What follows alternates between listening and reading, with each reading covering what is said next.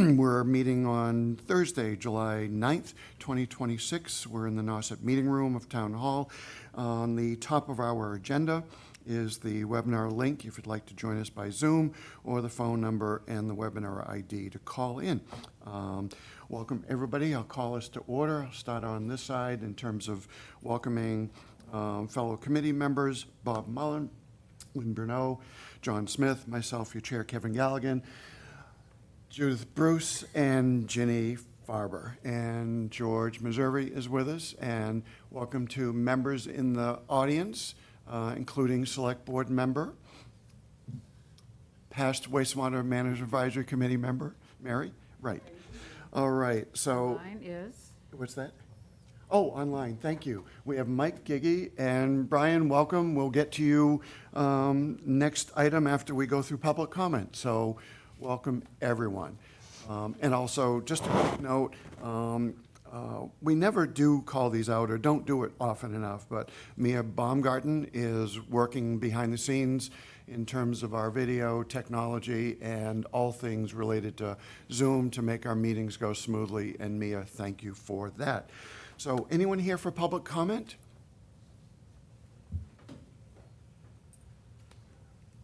Bill, any comment you might want to say? Okay. If you do stay, because I know you might be interested in kind of our work plan on things like TMDLs, that will come up later in the agenda when we go through all of the work ahead. So that is on agenda item 8. So. Kevin, you have a raised hand online. Oh, okay. Raised hand. Come on in.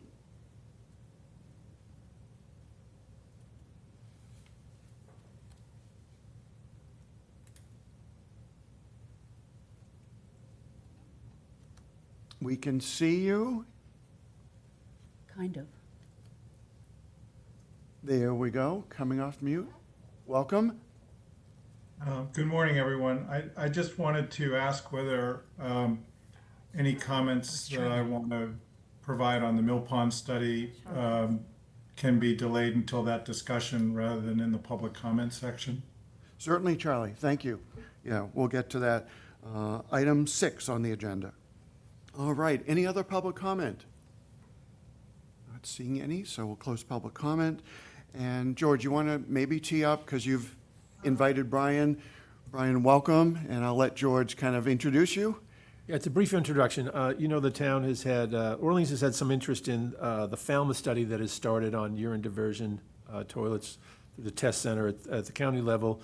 And we have not had any direct interaction on this study, but we've got some residents who think it might be worth understanding and looking at the pros and cons. So Brian Horsley was good enough to make himself available to kind of brief us on where they are, what they're doing, any outcomes they have to date, and try to answer any questions we have. So I think with that, let's just hear from Brian. Great, thanks, Brian. And as George indicated, this has been an interesting topic and one that we did commit before our town meeting to continue to explore. And I know there's a number of things moving, most exciting in the Economic Development Bill. If folks didn't get a chance last night to read it when it was engrossed by the House and goes on to the Senate, our local representative, Hadley Luddy, has inserted a provision of exploring through Brian's good work, a $500,000 funding for a urine diverting eco-toilet system, nitrogen sensitive areas, feasibility evaluation for the lower and outer Cape. So still a long way between now and Sunday as to whether or not that sticks, because the Senate has to do their thing. But Brian, I didn't want to steal your thunder, but that was breaking news last night, and I thought it was pretty exciting. So anyway, tell us how it's going, and I'm sure we've got a bunch of questions, and welcome. Yeah. Thank you guys so much for having me. Good morning. Yeah, and thanks for bringing up that good news in the field of alternative toilets. I thought maybe the best way to go about this would be to show you guys some slides. Is it okay Sure. if I share my screen and do that? Great. Okay, I will try to do that.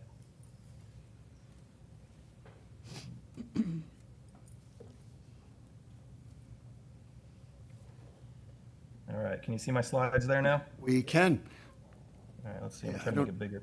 Yeah, if we can go to full screen, that'd be great. Okay, here we go. Nice, thank you.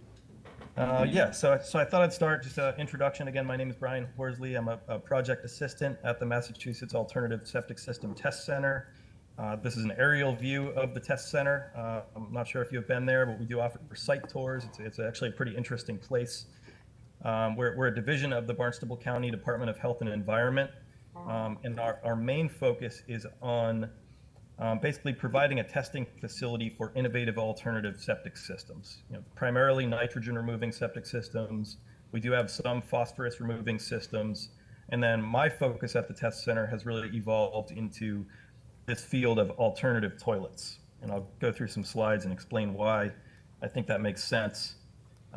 So very briefly, this is old news to you guys, I'm sure, but phosphorus is the leading pollutant of concern in freshwater bodies. This is actually West Reservoir in Harwich having a harmful cyanobacteria bloom. Nitrogen, on the other hand, is the limiting nutrient in marine waters. This is a bunch of algae in Katuitt Harbor. So that nitrogen and phosphorus are sort of our pollutants of concern that we work to address at the test center. This little cartoon here shows the leading cause of that excessive nutrient loading to our water bodies, that being the conventional on-site Title V septic system, which basically transfers all of the nutrients that are produced in a household or a building into the groundwater, where it eventually makes its way to a surface water. But I have sort of taken this a step further. So if you look in that house in the picture, asking the question, where does most of the nutrients enter the septic system from the house? There's the answer right there. So it's the conventional water flush toilet. If you think about it a little bit harder than we normally do, this bowl fills up with clean drinking quality water that we then excrete our bodily waste into. And that's where about 90% of the nutrient pollution enters our on-site septic system. So this is why I think it makes sense to think a little bit more about the toilet and maybe look at some alternative toilet technologies. I threw this slide in there just to point out that the Cape Cod Commission, through their 208 plan, developed what's called a technologies matrix. In the technologies matrix, they identified both urine diverting, composting, and incinerating alternative toilet technologies as viable nutrient management approaches.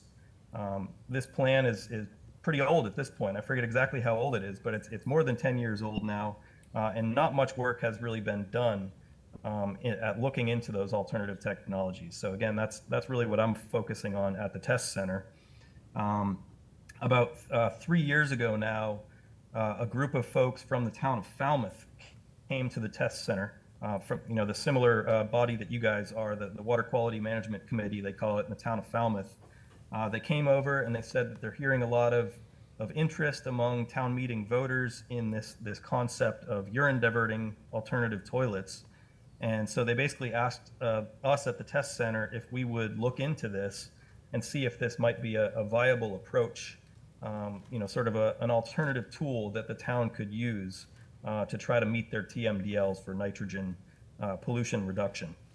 So fast forward 3 years later, the town has contributed $230,000 through an intermunicipal agreement with the county, with the test center, which has basically provided us with the funding to work on the regulatory permitting that we need for these alternative toilet technologies. So we've been working with the Department of Environmental Protection at the state, as well as the State Plumbing Board, as well as the local Board of Health, to try to figure out how we can permit these technologies and test them out.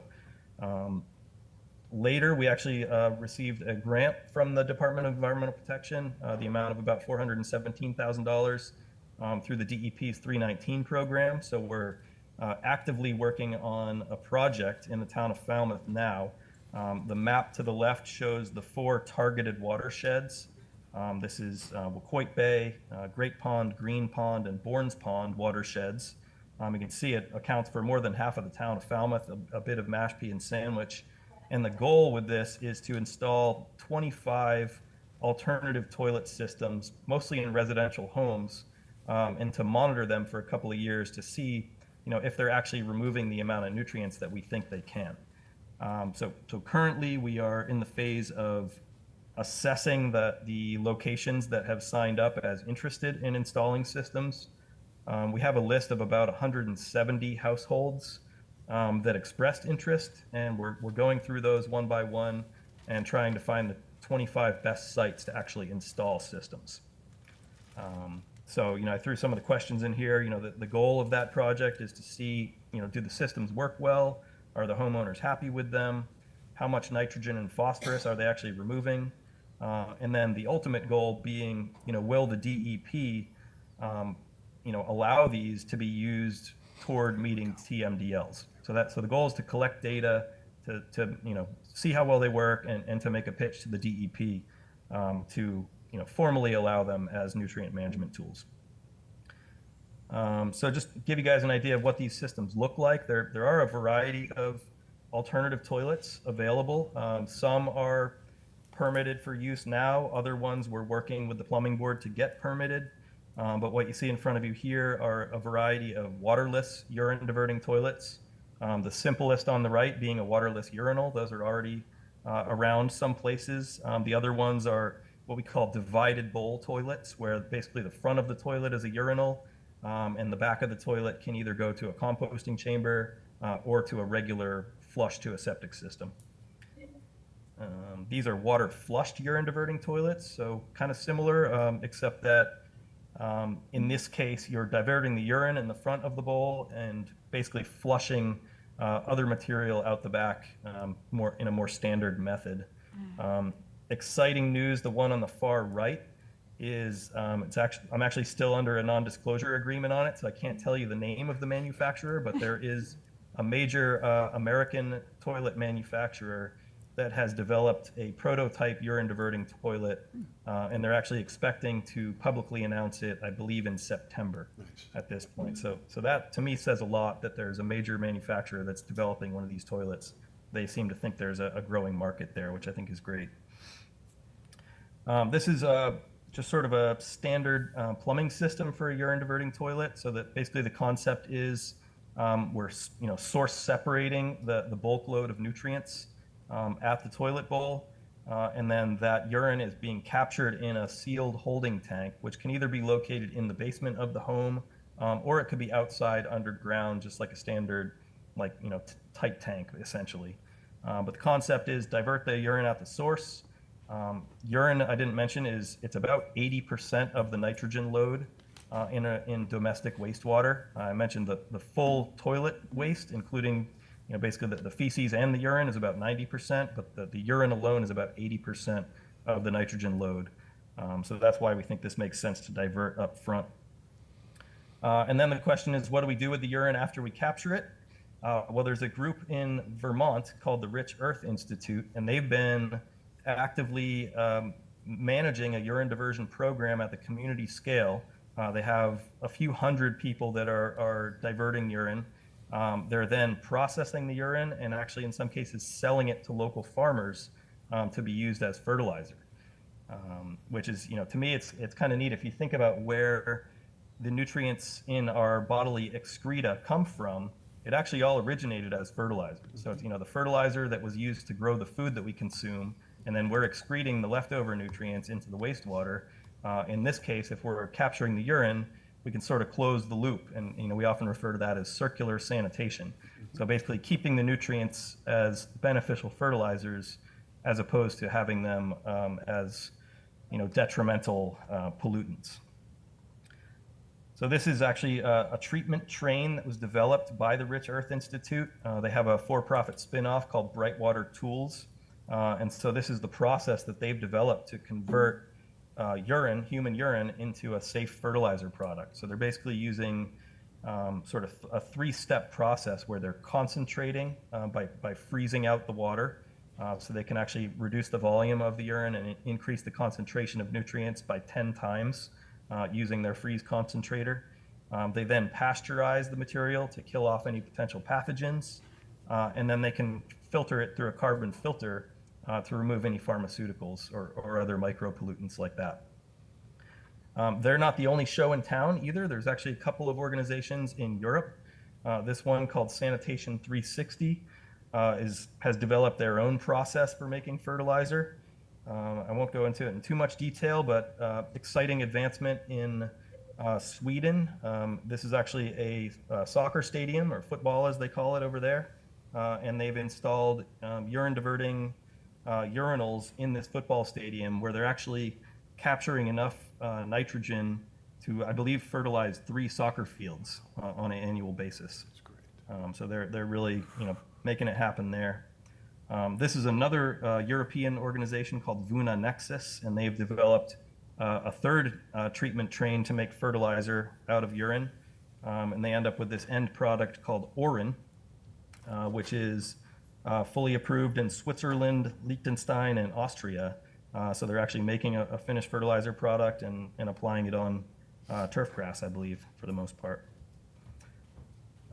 Just a couple other examples from Europe. This is the European Space Agency headquarters. They actually have that Vuna Nexus system installed in the European Space Agency and are actually making fertilizer in the basement using that same process. This is a new neighborhood. Here's the actual photo. A new neighborhood in Paris called St. Vincent de Paul. And you can tell by the amount of green rooftops and everything there, it's kind of an eco-focused neighborhood. It's actually a redevelopment project from an old hospital. And you can see by this drawing that, showing the concept, they're actually planning to source separate urine from this entire neighborhood, which I believe is at least 1,000 apartment units. So they're seeing a lot of potential in this concept as well. And then also just wanted to mention, so that was all focused on urine diverting toilets, but there are also composting toilets, which are actually fully approved for general use in Massachusetts.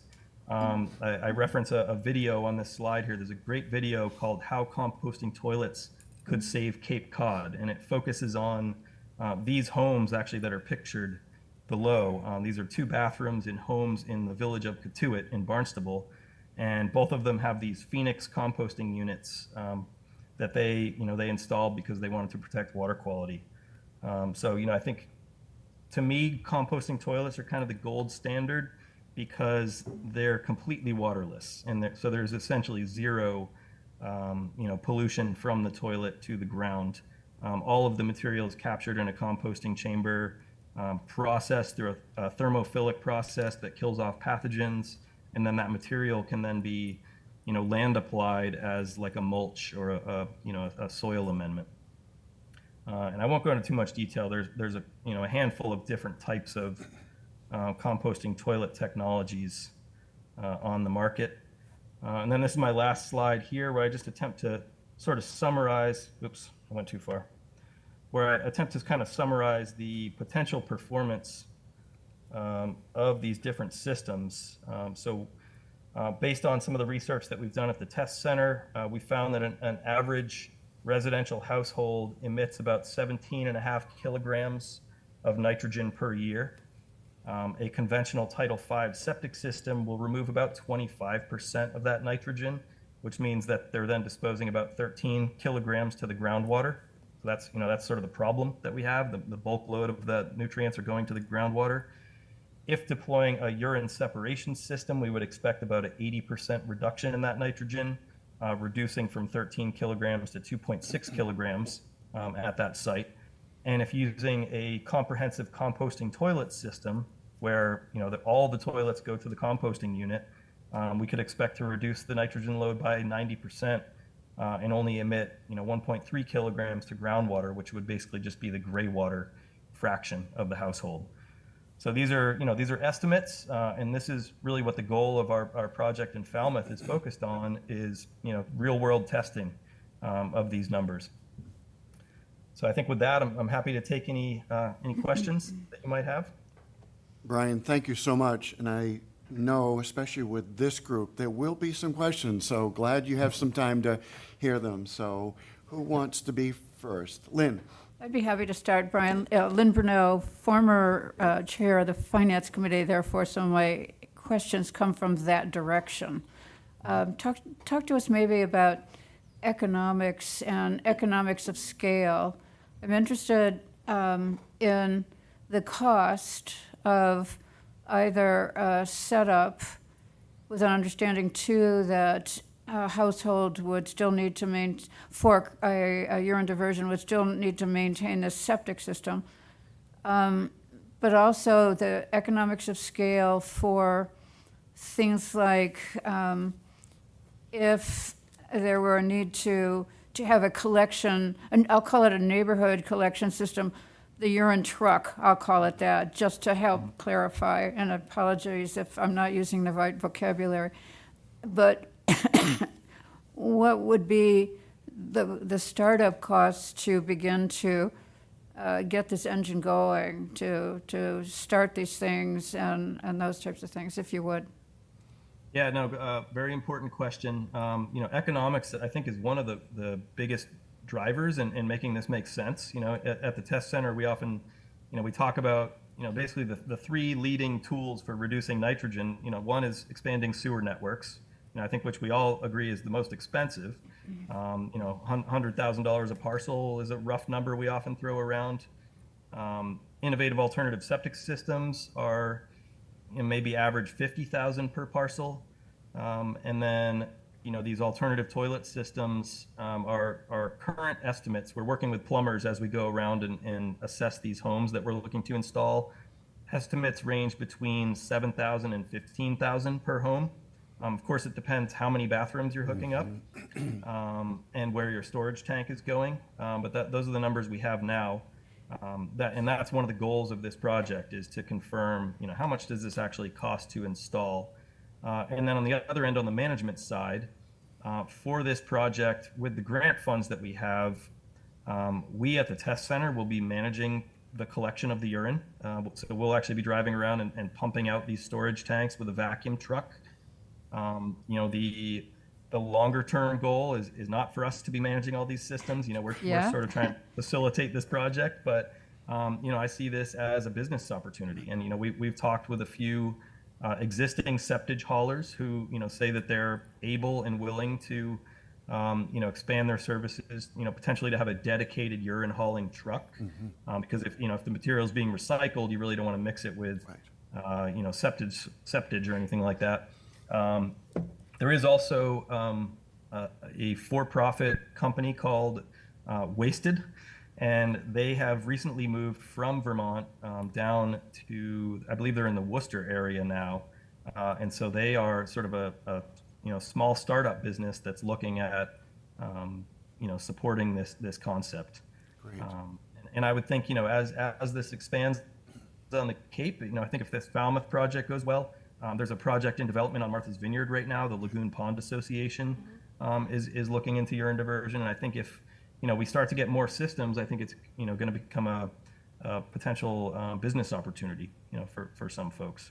Yeah, you mentioned that vineyard. I am familiar through the Cape and Islands Water Protection Fund that Oak Bluffs, I believe, is anticipating DEP acceptance of, as you mentioned, getting them to allow these as a nutrient management tool. But Oak Bluffs is really expecting to rely on a significant amount of these type of technologies to minimize their, major borrowing and investment. So just also kind of a corollary to, you refer to average home, but is that the Cape Cod average, and what are we talking about, how many people and what the mix is? I live alone. I don't know this would be economically very, very useful in my particular setup, but maybe in something that's more generically average with a mix, gender mix, then maybe. Yeah, I really think we have to do the project and see how it goes, and see how much these systems actually end up costing. In the town of Falmouth, I think one of the reasons this popped up in Falmouth is they're, I'm sure they're expanding their sewer network, and if you're on the sewer line, you have to connect to sewer, but they also have this plan. They call it their geo boundaries. They've made a GIS map and figured out how many homes outside of the sewer area they may end up mandating to install innovative alternative septic systems. Yeah. And they still haven't figured out how they're going to pay for that. and whether it's going to come out of the homeowner's pocket or whether the town's going to be able to subsidize that. And so those people that might be mandated to put in an IA system, they're very interested in this alternative that may be quite a bit cheaper. And So the cost of the composting, is that the price point? That would be something different, right, than the 7 to 15,000 per those install? may be, they may be a little more expensive. 10 to 20 probably is a good rough number, ballpark number on that. Again, if you have 7 bathrooms, it's going to be a lot more expensive than if you have 2 bathrooms. So it really depends. on that. Okay. Thank you very much. Judith, go ahead. Yeah, so thank you, Brian. This is a great presentation and very interesting. And I am totally on board with all of these approaches, and I think they're wonderful. However, and I know my comments will sound negative because I'm a practical person and I have a hard time getting around this stuff. When you speak to a cost of 7 to 15,000, I'm guessing that that's maybe the difference between in a new construction putting in traditional plumbing and putting in this system. I look at, just as an example, my own house that isn't big. It's less than 2,500 square feet. It's not a large house. But I do have 3 bathrooms, and they happen to be located each on 3 floors. And none of those bathrooms line up. And my basement is about 3/4 of finished. With the entry around back. So when I look at my own home and try to figure out how on earth any of these systems could work, I'm just completely, I know it's not $7,000 to $15,000. I mean, this is major reconstruction, along with, and a big downside that I hear from people is the amount of living space or storage space that one has to give up for the tanks, be they composting areas or urine diversion collecting tanks that are actually then in the basement. So those can go outside, but now you're talking really serious dollars in excavating your yard to put in a new tank for urine. And having space for it. And with all of these systems, you look at it and you think, well, this is great because you get rid of your septic system, but you don't, because every house still produces gray water. Right. So even if you've got some kind of a system like incineration or composting that will take 100% of urine and feces, you've still got all the stuff that's coming out down the drains and through the dishwasher and out of the washing machine that has to be accounted for. And I recall what Wellfleet Bay went through when they put in their wonderful system. They do have a gray water system along with the composting. That was, what they had to go through to get that approved was not to be believed. And I think part of the reason they could get it approved is because it's not a place has dishwashers, washing machines, showers. It's basically just a small amount of gray water from hand washing from their public toilets and facilities. So I really, and I get concerned when I hear the numbers of $7,000 to $15,000 being thrown around, because I hear people getting very excited about these systems, thinking this is the answer, it's going to be so inexpensive.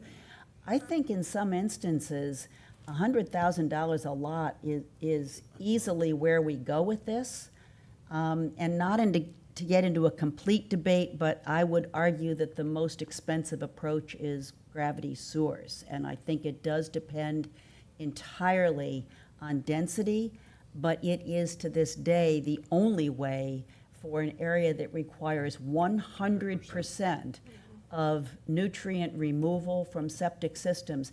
It is the only approach that is optional, unless you go tight tank for everything. And I think you know very well, and I know DEP's reluctance to approve tight tanks. That is not where they want to go. And Board of Health pales at the thought of a town full of tight tanks. So Brian, I think, as Judith said, that was all to be helpful. I know. I'm not trying to be. I'm not trying to be No, negative. no. I just get concerned.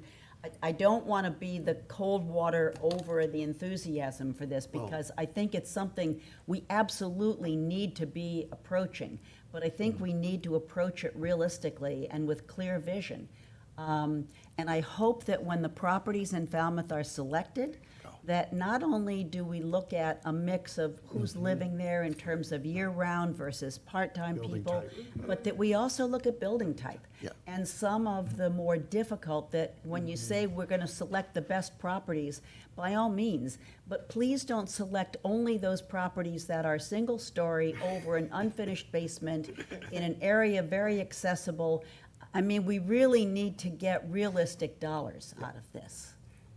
If people are going to come I on board. totally agree. I appreciate it, and I need to hear that kind of comment. And yeah, I mean, what I keep coming back to is we just have to do this project. The 7 to 15,000, those are estimates that our plumber gave us, and that was for, as you said, a one-story unfinished basement is the 7,000, and the 15,000 is a two-story doing 2 bathrooms with an exterior tank.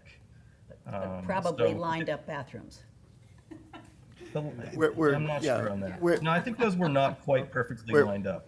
All helpful, and I think the only added thing I'd pile on to this same line of questioning too is in your 25, try to grab a new construction one. So you can really demonstrate that if it's in the plans, from the back of the envelope to the specs to the plumbers all lined up, I think you'll actually be able to say, this was minimal cost, so you've got a spectrum or a range of what's ideal. And again, I'll just kind of disclose, I know Doug Brown very well, who also is a select board member in Falmouth and a builder, and he would love to see these being standard equipment in new construction, because it works, So, Jenny, you were gonna, I think this is a great tool to have in the toolbox, and I would go a step further and say that it would be wonderful if our public buildings could be pre-plumbed with either urinals or urine diversion. I'm wondering, Brian, I've heard various things about this, but has DEP reached a point where they are giving credit for nitrogen removal? Or is that the path you're on, is to see if that can happen? Because we count kilograms. right. Yeah. No, that's really the goal. They haven't assigned a credit. So stepping back, so composting toilets are approved for general use through Title V. And there's a whole section in Title V about composting toilets and gray water systems. As we mentioned earlier, you can use the standard septic system for gray water management, or you can use a gray water system. So, you could get to a situation where you're pretty close to zero if you're treating the gray water properly. I totally admit it's not for everybody. Sorry, I lost my train of thought. No, just Moving towards Yeah, to credit. get DEP to accept, and I'm sure, we know the terminology, they need a scientific basis for and evidence to support it. So kind of tagging on to Jenny's, so I know this is not all on your shoulders. Do you have like an independent consultant that is taking your case going in, which you laid out to us, but then monitoring the actual, so that they're going to do a kind of an independent report that can serve as a basis for DEP? Yeah, well, that'll be us at the test center. Okay. We do have a team of consultants working with us, but that's, we are working under an EPA and DEP approved quality assurance plan for this project. Awesome. So we'll be collecting, good quality data that Nice. the DEP will look at.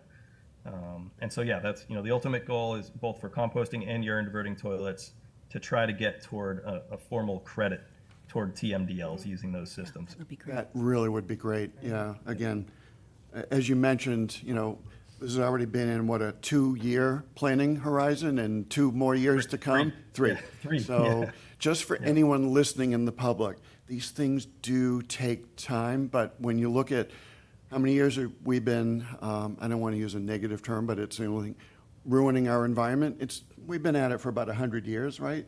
So, in a 5-year span of time to really see a more effective alternate way, maybe this is going to happen. So John Smith is one of our designees from the Board of Health, and I know he's got some questions for you too. Okay. Well, yeah, okay, so the first one is human behavior. Do we have enough time? It's just, there's a correlation between whether or not a project will be successful as to how much it changes has to be made to human behavior in situations of this nature. And I was grateful that you brought up a couple of the pictures of the toilets so that they look like they can take care of that. You don't have to do something separately, differently than what you're currently doing when you go to the restroom. Now, the other part of that, but part of that human behavior is how often are you going to have to change the tank? So how big is it going to be? Because right now you only do your septic system once every 3 years. So how often are you going to have that on your schedule? And so what other elements are you going to have to look at? And the other one is around gray water. Around this will do nothing for showers or anything of that nature, right? So phosphorus going into the system through, with shampoos and things, that's not going to be affected by this at all. It'll still go into the septic system and out through them. So we'd have to have, elements that, there are other things that have to be taken into consideration, but human behavior is my biggest worry about this. Yeah. I think it was brought up earlier, I think, the comment about municipal buildings, I think, I pointed out that soccer stadium in Sweden. I've always thought that, wherever we have existing urinal systems, there would be, it would be relatively inexpensive to retrofit, just simply connect those to a holding tank. Relatively simple structures too, that they'd be going into. Zero behavioral change. Nobody's going to care if you're diverting their urine or flushing it away. So I really think that's an important place to start. Unfortunately, our project doesn't focus on that, but I hope that a future project may. Well, we actually have a very significant project moving through renderings right now in schematic design. It's a new fire rescue station. Okay. Yeah. It's really easy to put. We really urinals ought to in make there. this suggestion. Yeah. Yeah, Yeah, if there's going to Yeah. be some Part of the funding. building. as part of the building, yes. Part of the Yeah. building. And Oh, I if know where there's- you're And, going. in Especially terms if of, there's going to be some funding available now Right. through the state, this could be. a real- Anyway, Okay. John, thank you for that. And Bob Mullen? Yeah, a question regarding treatment of the urine. I'm aware that PFAS occur in urine, and from my experience dealing with contaminated groundwater treatment, PFAS are, really a challenge, particularly considering that the urine is used in, return to the ground. So getting to levels of PFAS that are acceptable for surface disposal seems to be a challenge. Just wondering how what you're seeing from the treatment process. So both the two organizations I mentioned, Wasted and Brightwater Tools, have both been, or Rich Earth Institute, have both been actively making fertilizer, and they have analyzed for PFAS, and they found mostly non-detect levels among the regulated PFAS compounds. So it's fairly low in urine. Urine is a different thing from biosolids from a wastewater treatment plant. My hunch is the bulk of PFAS in domestic wastewater is entering through laundry. All of our waterproof clothing and the coatings and stuff like that. So I do think that there certainly is PFAS in urine, but it's very low. Interesting. PFAS is a really challenging thing, and my gut feeling on is it needs to be regulated at the manufacturing end and not as it's coming out of our bodies, because at that point, we've been contaminated. It's in our rainwater, it's in our soil, it's in the dust, it's in our clothing. It's ubiquitous throughout the globe, so it's really a challenging one to manage. I think we have a decision to make if we're making fertilizer from urine. Number one, is it safe at all? Number two, is it safe for food crops? Or is should it only be used on turf grass or hay or something like that. So it's certainly something we need to keep an eye on. But it's a global challenging problem, and I don't think urine is the number one concern with PFAS. Well, this But is, there are a couple studies out there that show that it's pretty low and even non-detect for most of the regulatory compounds. And I think it's a shorter, smaller compound, PFAS, that is present in urine. yeah. Okay. The larger compounds, I think, stay in our blood. So, And as we know, as technology advances and devices can detect it even lower levels, Brian, eventually we're going to find it everywhere. Right, right. But this is really awesome. I know you've spent a good 30 minutes with us. I can't thank you enough for the work you're doing. We've got Mike Giggy. Mike, go ahead, please.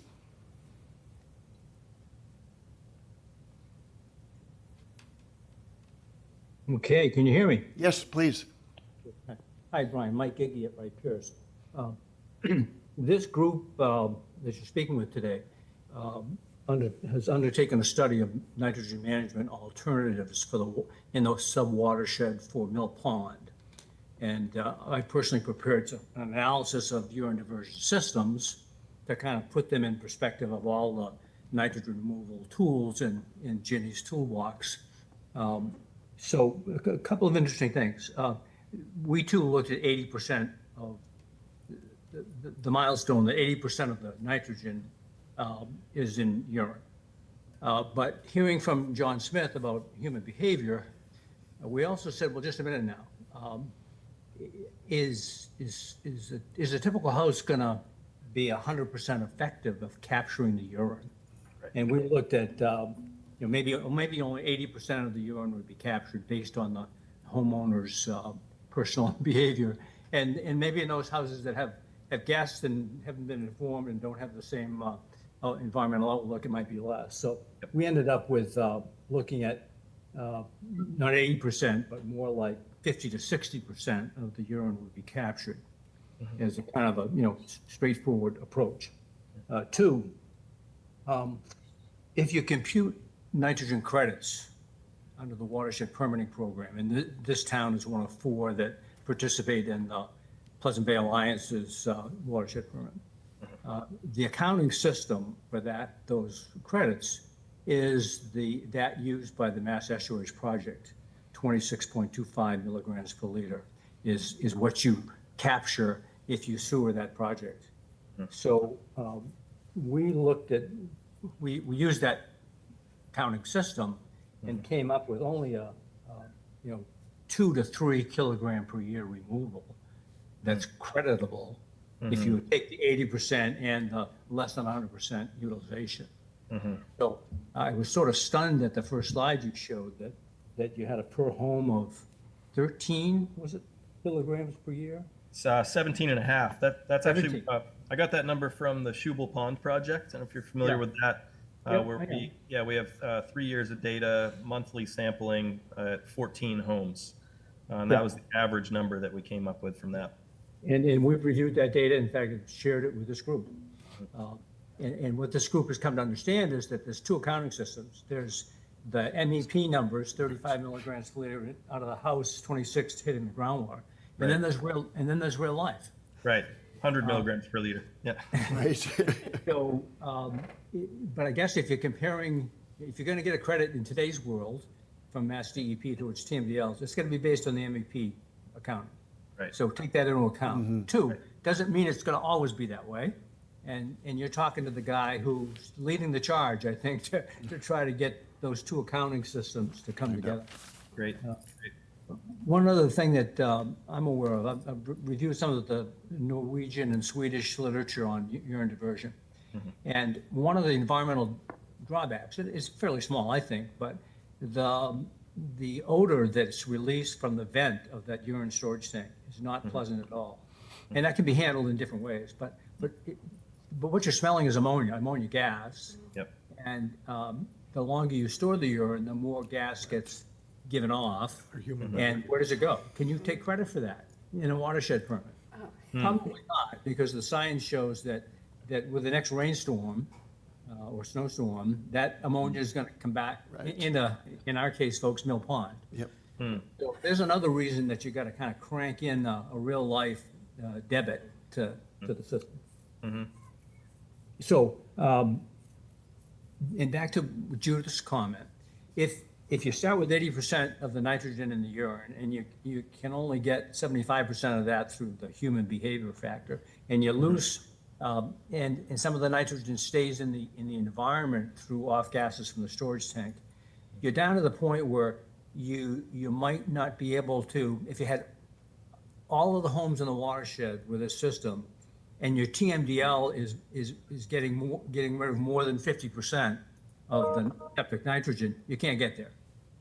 So in the cases where the nitrogen removal goal is less than 50% of the septic load, okay, you might be able to use this as the sole tool in the toolbox. But in most cases, it seems to me that the role of the applicability is around the edges to supplement other technologies. I see what you're saying. Yes, yeah, really good point, Mike. And possibly new construction too. So I think it'd be really helpful to do a good job of tracking those actual costs of implementation, both for the retrofits and the new constructions. I think that's going to be huge in terms of looking at the economics for the town on where to go and how to turn and what to do with this. So It Brian, might be a good solution for all new builds. so Brian, in your mix of participants, I mean, you've got over 100 interested, you really can only pick 25. I'm sure that's one of the things you're really honing in on is get, sufficient mix of, new construction, retrofit, type of building. So you've Size, got a stories, all of good diversity of participation.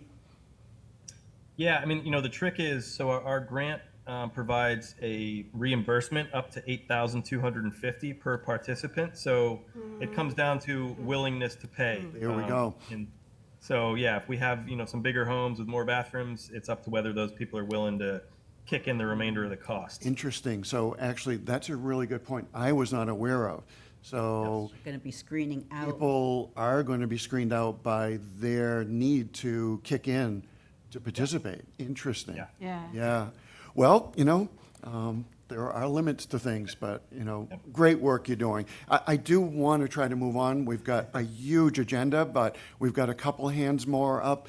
Jenny, can we make it Very, quick? very quick. I Mary, have three come up. grandsons who pee in the shower.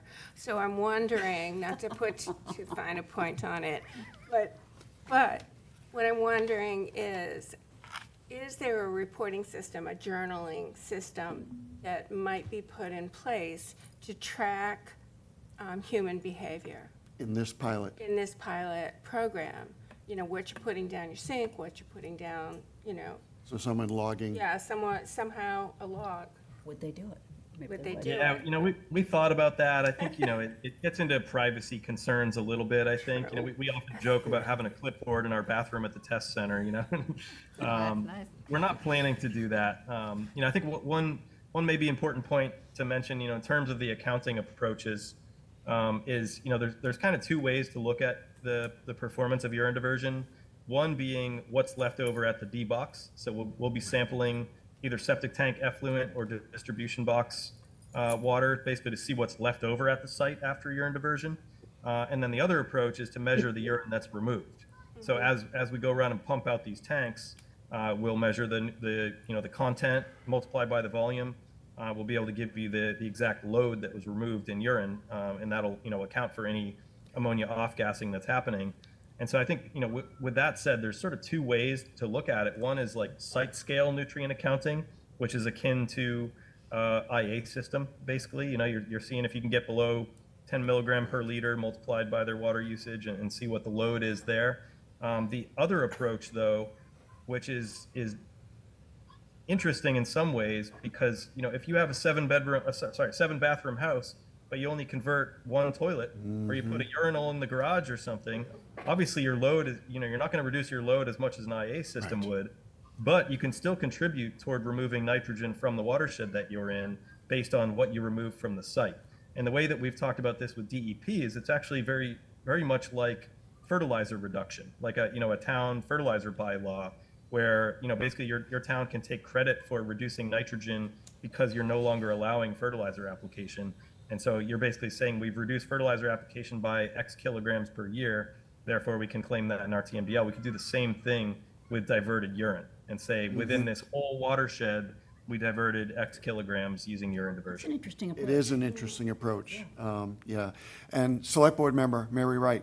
Just this is, one of those things that I remember from sitting through these discussions earlier about the challenges of urine diversion. It had something to do with if the effluent or whatever that's coming to the wastewater treatment plant changes in some way. And I remember something of that this would change the way that we have set up the wastewater treatment plant if the urine is going somewhere else and doing something.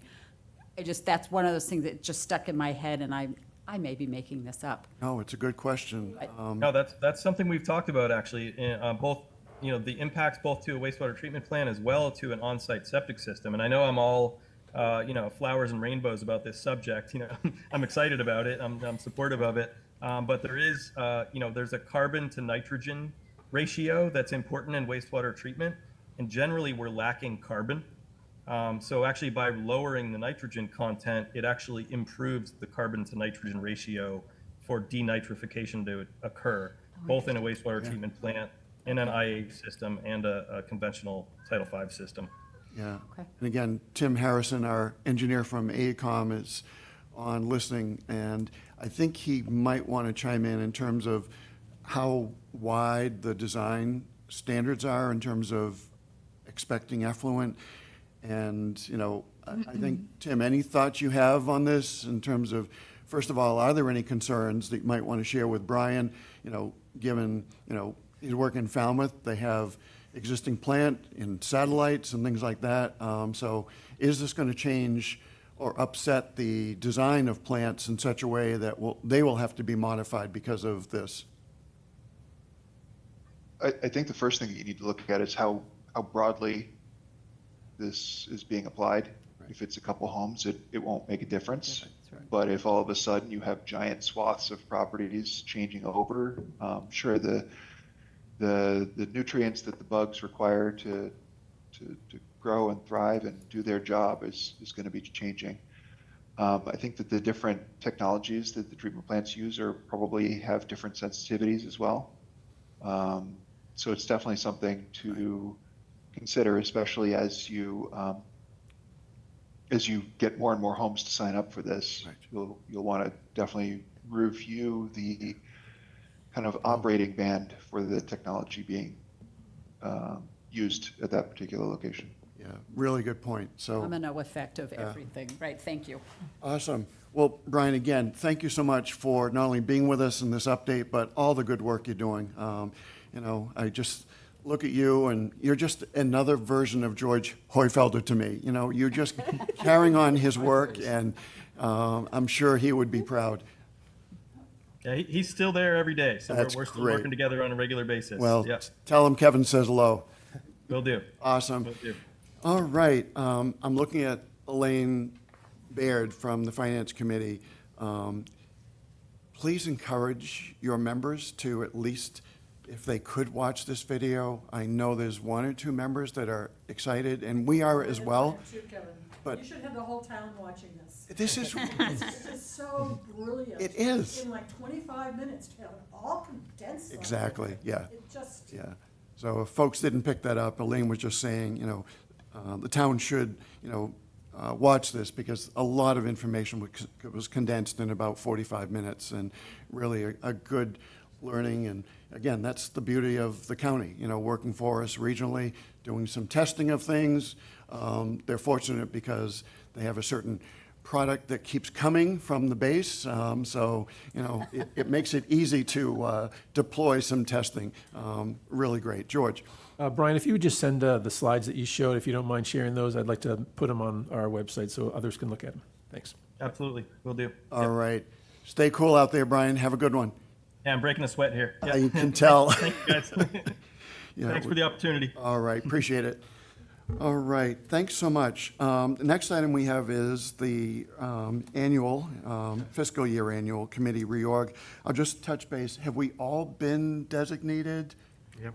Yes?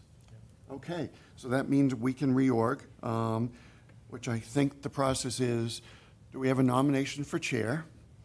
I nominate Kevin. I would totally Second. agree. If it ain't broke, don't fix it. We have one more there any year other noms? before, bad things happen. Moving this right along, everyone in favor of keeping the current chair? Aye. Aye. Okay, is there a nomination for vice chair? If it ain't broke, don't fix it. So that must mean Judith Bruce? Is that a move in a Move, second? I'll move in a You're, second. you're frowning, though. Are you She's up frowning in for it. agreement? I'm in agreement. An All right. Honored, enthusiastic thrilled, and agreement? happy. I'll call you. for I vote was just before she double-checking. changes her mind. All in favor? Aye. All right, and I think we need a clerk? Have we had one?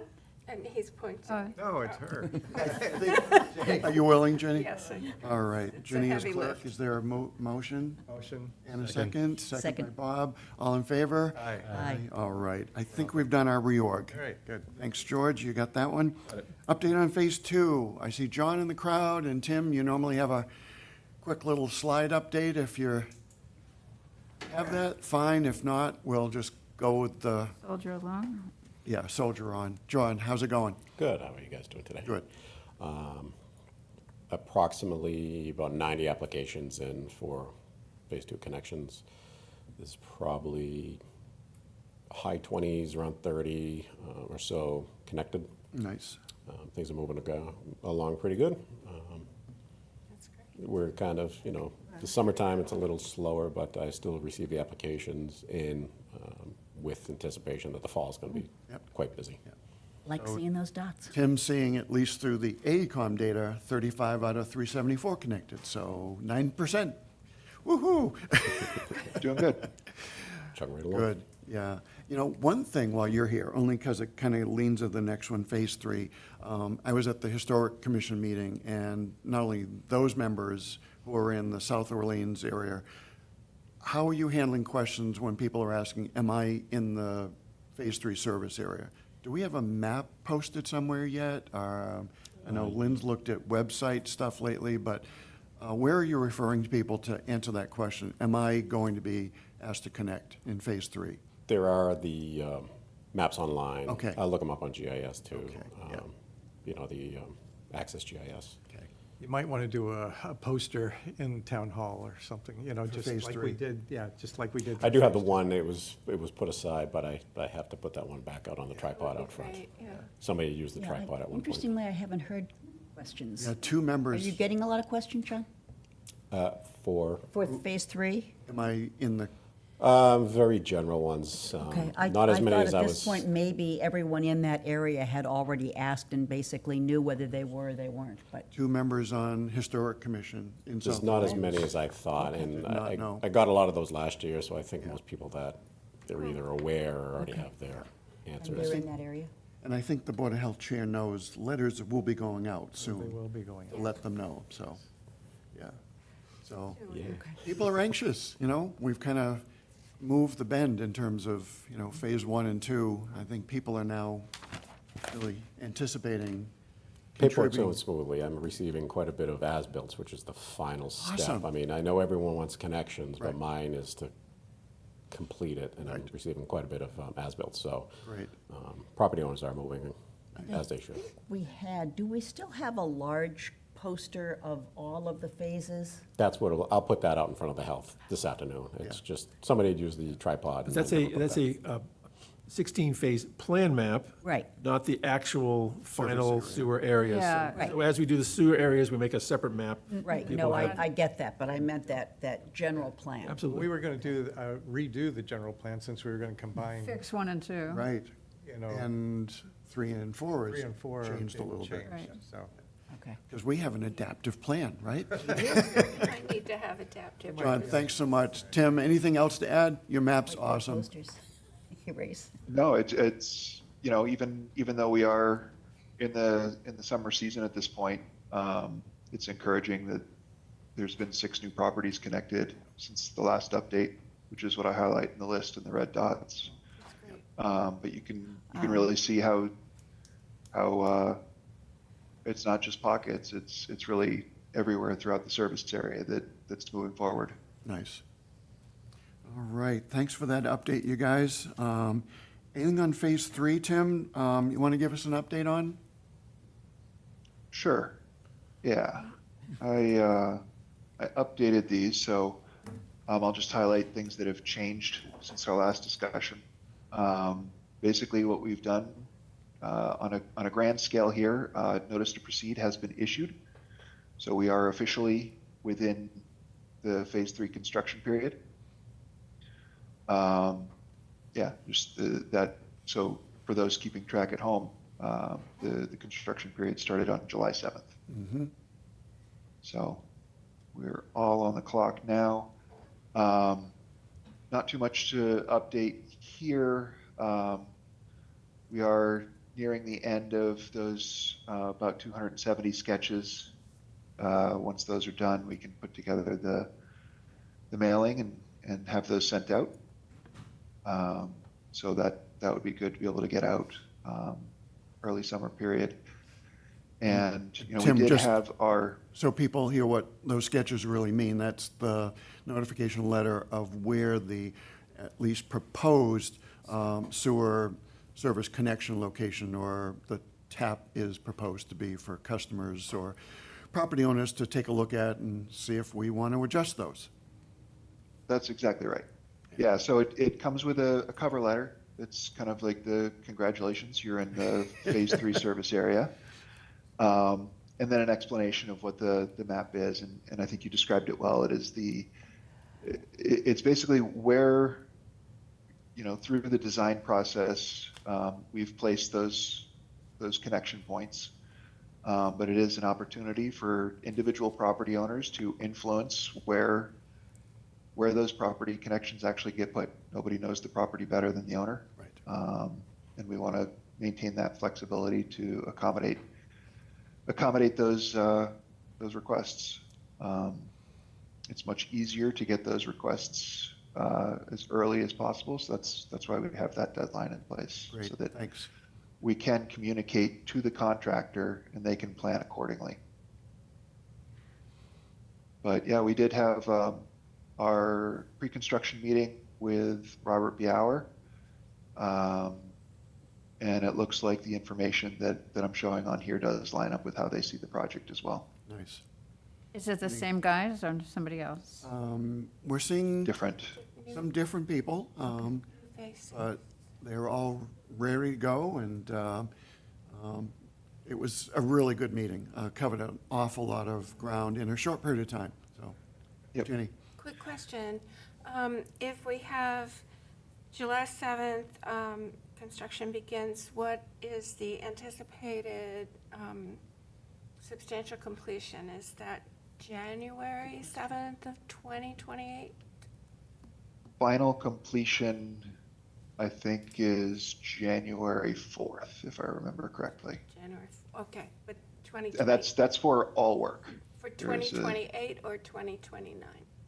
29. 29. Yeah, but substantial completion, would we, It's late 28. yeah, okay, thank you. So one thing, Tim, and I know before the meeting, talked briefly with Lynn about the website, and I think as we've done with phase 1, phase 2, and we've got to kind of work offline with Rich and Amanda, but you guys help put together kind of I'll call it the launch pad of any questions relative to phase 3 on schedule. Remember the little table that we did for phase 1 and 2? It might be good to put an estimated table together. I think you are closest to that data, so could you work on that? Yep. Thank you. And that has those estimated dates all the way to potential Board of Health notice to connect orders going out.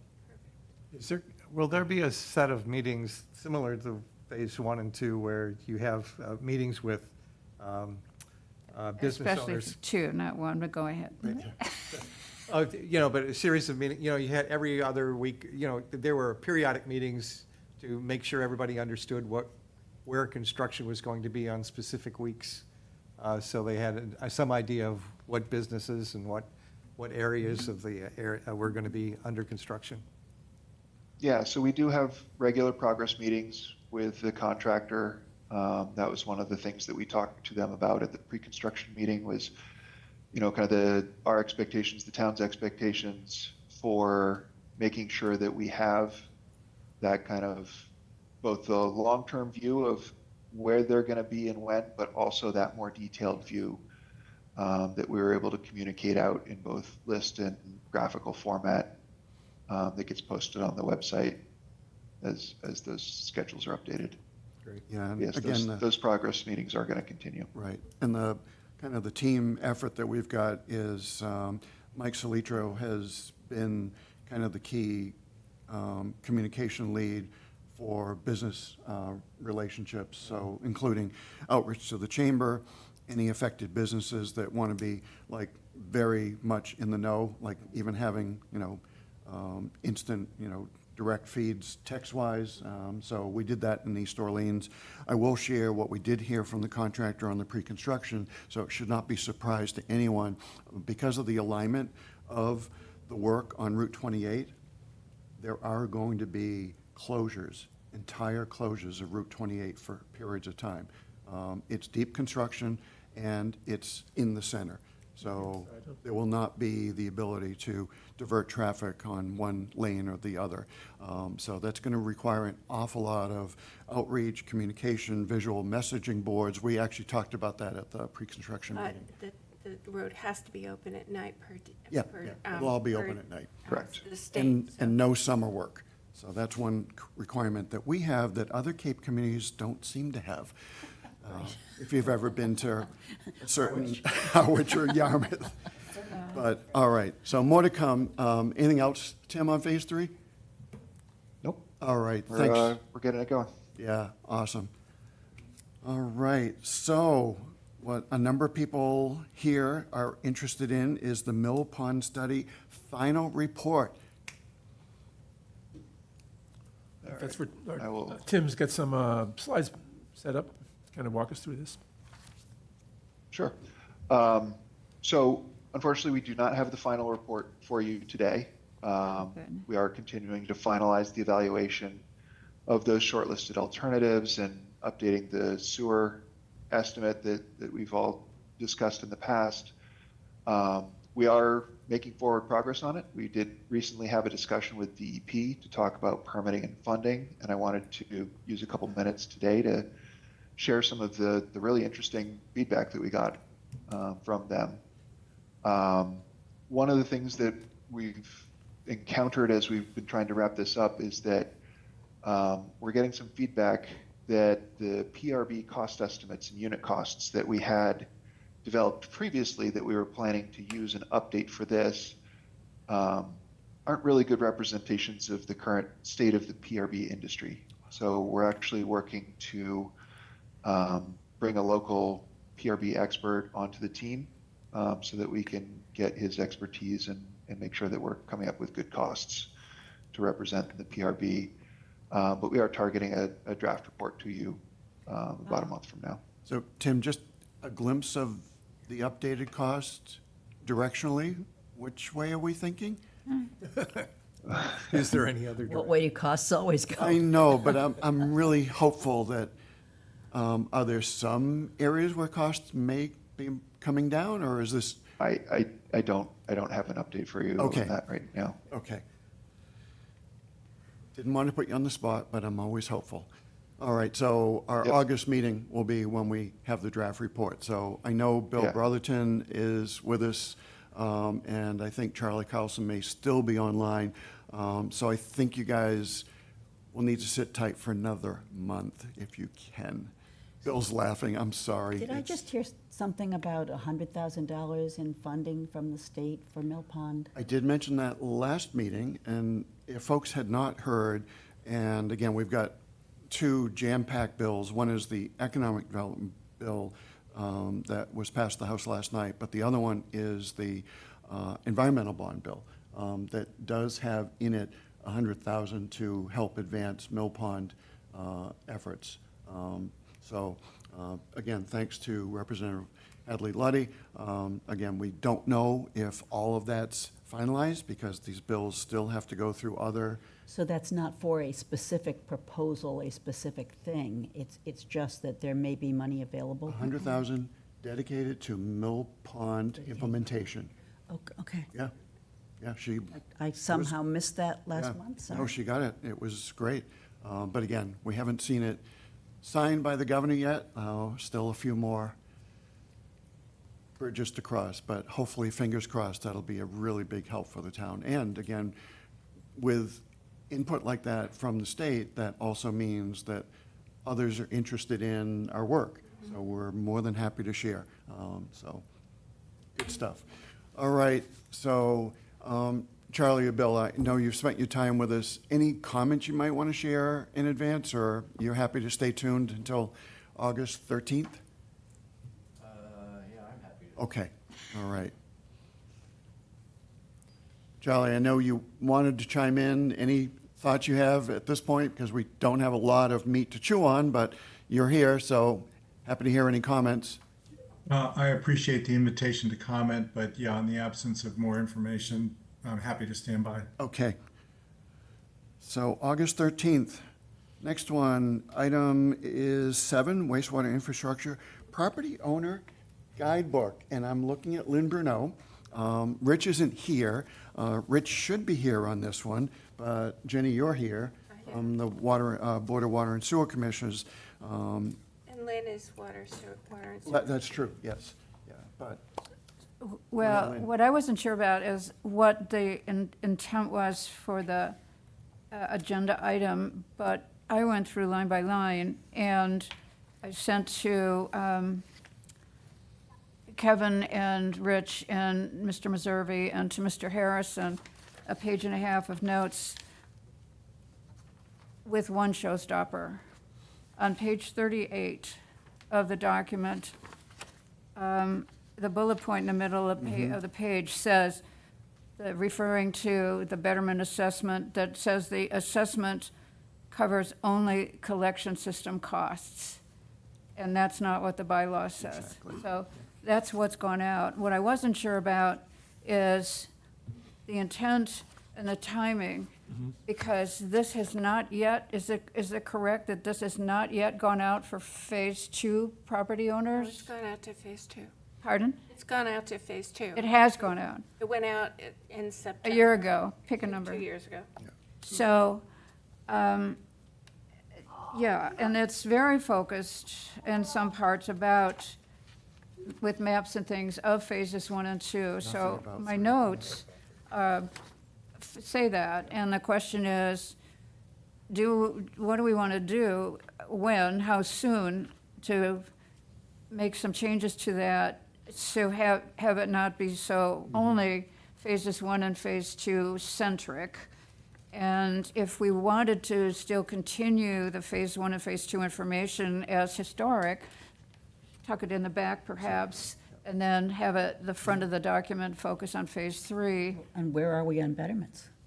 And where, yeah, because betterments are. Because that's huge. I mean, that's. It's coming. And so those types of things, there's a reference in point about the role of tie and bond as the OPM, but just a small thing about if we wanted to keep it, then just clarify that it was specifically for the wastewater treatment facility, that it's not a continuing role. Exactly. So, again, in the appendices that have the street listings, those are very specific to phases 1 and 2. So do we still have it in the pages, or do we take it out? So that's what my page and a half of notes. You know, Yes, sir. can I just chime in, if you don't mind? I think the question here is, we have a goal to communicate effectively with the residents of the town, especially those who are going in a sewer phase.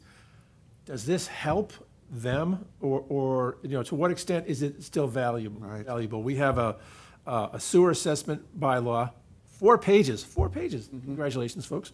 We have sewer use and rules and regs at 136 pages. Then we have an 80-page document that we've sent to every homeowner. How many homeowners find this useful when they get it? But if it didn't have all the pagination that's specific to the area, the maps. street listings for phases 1 and 2, that would take out 10 pages, Right, that type of thing. Yes. And if we took out the detail on the gravity, the pump, and instead have the pump in engineering documents instead, that could, or, you know, have it be available, but not necessarily repeat it. So there's a lot of pagination I think there was some thought absorbed that for this 1 would and be 2. created in a format that it could be updated periodically. And Tim has some comments on that, because was it Amy, I think, was the last person to work on this for AECom. And so we need to decide if we want to put resources into this document on an ongoing basis, or if there's a better way to do business, or if we want to park these things online for people so they can find them when they need them. Well, you know, being one of the homeowners in Phase 3, what in my Not mind. the average is- homeowner, John. It's the who, what, where, how, when, and why. Okay, the why, we know, we have a historic document, but a little brief about the why. But the who, what, where, and when, Yeah. especially around things like the best thing I see in here is actually the application process, and it should be up in the front. Exactly. It's one of the appendices in the back. You know, it's What back do I on have page to do? 63, you know, whereas it should be right up front. Right. And then when do I have to do it, you know, and that's dictated by the Board of Health. And then the map of where are we, go. you know. So maps, you know, explanation of why we have to do it. The application. Maps, you know, of, am I in this? If I am, then when do I have to do something? Right. And then how do I do it? And the how is the, and because that, I mean, those pages around the sewer process, you know, the application process, are extremely important because they The flow delineate. charts. They do a great, those charts are fantastic. And I would just move them up. And then who do I get to do it? You've got the list of the contractors based, that's, you know, that's all good. The other stuff around, you know, do I need a grinder pump or not? You know, that's just a yes or no answer. If yes, then go to appendix. Here's the web, the link, There's the, right, yeah, the website. there's the, yeah, there's, and it gives a wonderful explanation of how big I need, if, depending on how big my house is. So there's, you know, and how long I have to pump. There we go. So those are the questions that really need to be asked and be reorganized around. And it has the benefit of being a concrete, big thing that you can hold in your hand that says, heads up. Yeah. It is, yeah. I'm glad that the handbook exists, you know, Yes. but just reorganizing it. It served the purpose then, Right. but I think what we're seeing is, It needs to be you know, modified. it does need to be But- modernized, updated, and Particularly accurate. because we are having the community meetings. Right. And we're having come one, come all to Mm-hmm. the community meetings, and then providing that information on an ongoing basis. Yeah. And then there's more people that are connected, that are helping to spread the word as Exactly. well. I think, and the biggest thing the biggest chapter is going to have to be on betterments, to explain what they are, why they're necessary, and how they're going to be calculated, because that affects people's wallets. That might not be ready for for this publication, because it's not going to go to the Board of Water and Sewer at least until next month, and then it has to go to the Select Board. So, and it may not happen because there'll be comments or whatever, so. There should I be a think there stay should be- tuned.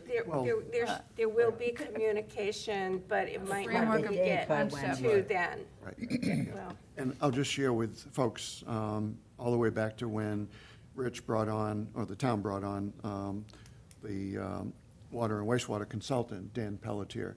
He's been doing awesome work, including a recent proposal that is in the works that will help inform or suggest a alternative way of betterments that is totally compliant with our current bylaw.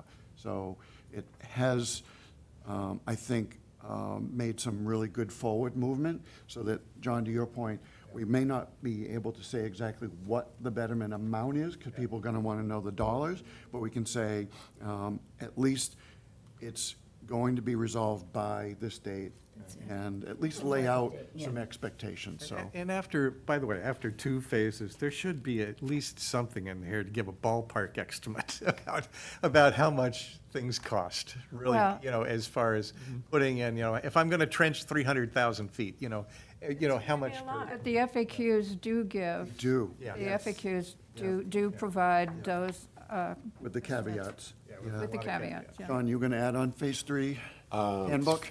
As far as the handbook goes, Phase 1 and 2 had rounded up to 1,500 property owners.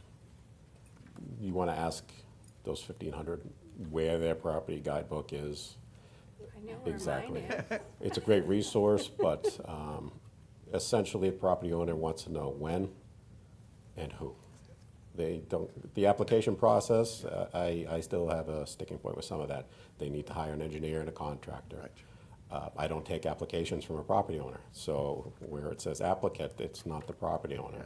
They need to hire the person that's going to do that. So the information packet, or whatever you want to call it, you could stream it down to probably a 20-page pamphlet. You know, I think what we're realizing is, you know, back prior to phase one, some board, maybe it was the Water Quality Advisory Panel, or maybe somebody put a scope on AECom that said, we must have one of these, so we've got it. But I think we're starting to learn more slimmed down, to the point. Too much information. Exactly. The information, if it's Overwhelmed. online available, that's great. To put it to somebody that's required to connect, they just want to know when, a couple of, you know, what's the cost, what are other costs, you know, who do I contact? But That's this has really also it. been around now for 2 phases, with a lot of property owners having gone through it. Right. Speaking with a lot of their friends and neighbors and people that they, so I think it stands to reason that back before we got into phase one, Right. there was a need for far more information than there is now, Today. where there's It's evolving already to be some more general smooth, and I information think out there. this book to send out is wasteful. It's useful, but check with all the Well, also property owners you remember- sent it, that no one's gonna have their book. We didn't have a John back then I either. was gonna say.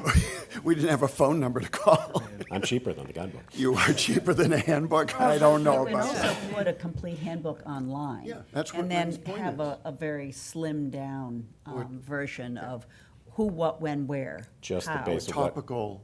to make, and then a who to contact when you have additional questions. That goes to a need to put some resources into updating this. Yes. Have it available online, maybe not mailed to everyone. Right. And referred to properly, and maybe we can streamline. But I'm a big one Key. for the schedule, but Yeah, to yeah. me, if a letter's going out from you guys, I'm looking at the Board of Water Sewer commissioners, you know, don't you want a helpful set of resources when that letter goes out? So I think the timing is not, we'll get around to it. I think the timing is We now. have to do it by September. This needs to be by the done. time the shovel goes in the ground. Yeah, okay.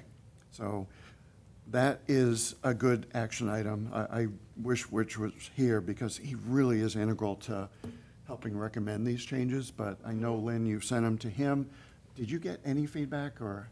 No, there's radio silence from everyone I sent it to. Got it. Oh, no, you sent me the note, I did. especially about, I apologize, Kevin, Oh, yes, you did. Summer and 4th of So the, July. oh my gosh, about the page 38 thing. Well, it caused me, just so you guys know in the bylaw, to actually, with the help of AI, I use the Anthropic Claude, and I always put a disclosure when I do. But I said, give me the history of votes that were done to analyze the boy. betterment bylaw, and I did get it summarized down to one page. And it goes all the way back to 2018. Oh, We easy. really Oh. looked with Kathy Doan at all the different options available through adopting just the state chapter of sewer betterments to the reason we got to our own, and why water use was a better method. I still have that slide set, when you had Do you? all the different The town variations. of website it. doesn't have it. I tried looking for it, I couldn't find it. Yeah, but I had sent you, You you know, did. that research that I had done at one point. I had done the research on the warrant articles. Right. So that was the same That thing. tied in nice. Right. But the slide deck, and I know there were multiple that Kathy Doan worked with folks on. Right. And I remember sitting wherever I was on the select board, and I looked at one of the methods, and I said, well, that won't work. I mean, it was, I think, frontage. And it's Yes. like, Yeah, that was that's- just like, that was not a good method. All right, we got a game plan on the guidebook. Okay. So, again, thanks to George. And again, this is, we're moving on to item 8, 6-month look ahead. This is no particular priority. This was just a data dump of what we've all talked about over the last few months to look at. We're now up to 17 topics of our work in the coming months. We can check number 2 off. Committee reorg has been done.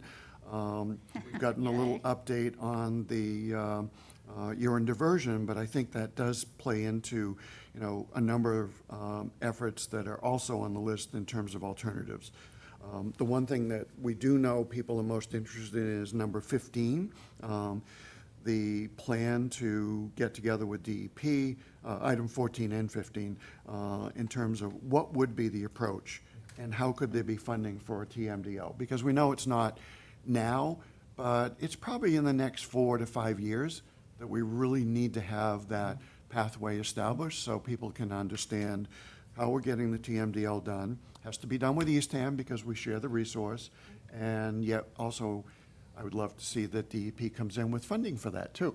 So again, we don't have to go into inordinate detail, but if anybody sees we've missed something in kind of our work plan, let George know.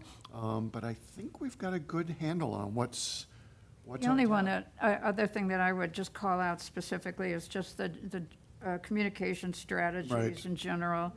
And whether that's things like the website and other, you know, meetings, outreach, you know, those types of things. Community meetings. Broadly, the meetings as we continue to move along.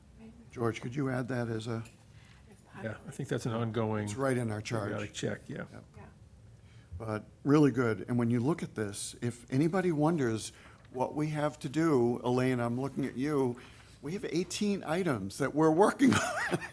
You know, no rest for the weary, Mary. Well, and even the number 13 is something that Tim pointed out with regard to Mill Pond, the PRB, we're getting some update info now, so that feeds into that topic. So even as we continue with our agendas, we're informing ourselves on a number of these. And each of these really, I mean, they have significance. I mean, work capacity, you know, the groundwater discharge permit. I mean, they all can actually be very deep topics, you guys.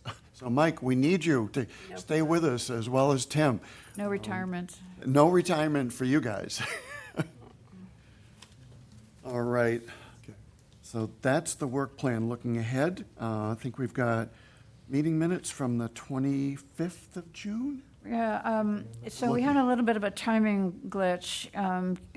Karen had sent me, she and I were later in our schedule, and then I sent an update an hour after you sent the packet out. Right. And then we never got the updated minutes. However, they are easy.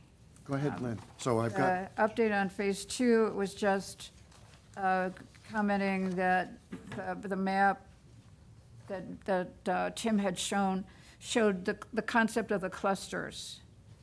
Unless you did forward it and I didn't get a copy, but just commented on the idea of the clusters and that showed that people were talking to each other. okay. Like Loomis Lane and. Yep. And then So your the homeowner's guide, Mr. Meserve had suggested a walkthrough of the guide at the next meeting. And then we talked about right-sizing the guide. And then Harrison suggested an early meeting with Phase 3 property owners, similar to organized for Phase 2, so that was all part of that. And then salt marsh attenuation. I had added on a line that Mr. Meserve will draft the text defining the scope for a marsh attenuation study specific to Orleans, leveraging the recent work at Chatham. The goal would be to get nitrogen credit based on marsh attenuation. That was the idea, right? That he was going to write words. right. And then the other one was just that we had future agenda items. George was going to provide his list. And then the one other thing on the handout was a slide set. So those are not Okay. showstoppers. Did So you we get those can to either. Karen already? Karen, yeah, I sent them to She Karen. already got them via email, they just didn't make the Okay. packet. So if you're comfortable with those changes as described, a motion to approve the minutes as amended would be fine. So moved. Moved and? Second. Seconded, all in favor? Aye. Minutes Thank you. as edited. And Lynn, again, thank you so much. So we'll just be a little speedier and make sure George waits for us next time. In addition to what no we worries. already know, She's away right now, or, She is not available this week, right? so she'll watch on the, all right, we'll get it She done. will watch this whole meeting. month. We'll Take get it all done. in. right. Life So- intervenes sometimes. We already have a list of 18 items. Do we have any other future agenda items? Fertilizer So August, On there, was it? August 13th is our next So, meeting. so I think we have the Mill Pond study, Tim committed to that, and I think Tim and I talked about presentation of the sewer water use database, because we'd like to, Oh, like you right. to see that product before it gets fully populated. So, if that's available, we'll put that on the agenda. Awesome. Exciting. what, remind me, timing, town meeting, fall, special town meeting, and how far does that back up into August this year, if at all, or will it The close of the only warrant be- is predicted to be around the last week of September. Okay, so We got time. we wouldn't have anything to even talk about, think about in August. Right. Well, I mean, if we do, doesn't hurt to preliminarily tee up anything that. So just sort of a watch. With the salt marsh attenuation study, I think I think the best strategy here is the 604B program got announced. It may be, the RFP may be out in the fall, but I would like to request town meeting funding, and then if we can offset it, if we get the grant, we get the grant. But I'd prefer not to wait to start this project if I could. So let's- My only point is just having an agenda item for August Fall and town meeting. September, and, as a heads up on Yeah. fall town meeting. Fall that's all. town meeting Yep. article on marsh attenuation. Anything else? On this? On future agenda items? No. Okay, so the last item, I have one late-breaking announcement. okay? The Drought Management Task Force for Massachusetts met yesterday, 7/8/26, and we are still at a level 2 drought. So no change No in change. your water restrictions. The 2 inches this past week was very welcome, but when you're down 42, while it seems like inundation and tons of rain, it doesn't make it. No. And I will also add to that, and despite the fact that a petitioner or two thought it was horrible that we're reporting our neighbors, but I have, and it doesn't result in fines to them. It results in them getting a nice letter from our water department and changing their behavior. So, folks, please, if you do see irrigation running off into Main Street, don't be shy to just call the water department. They will send a letter. It's very friendly. It reminds people of where we are, and the provision of restrictions apply to everyone, whether you're on town water or on a well. I will also report Oh, right. that many other towns have adopted almost Identical identical language, to yeah. ours. So it's a precious resource, as we know. All right, do we have a motion to adjourn? Motion to adjourn. And a Second. second, all in favor? Aye. We are adjourned.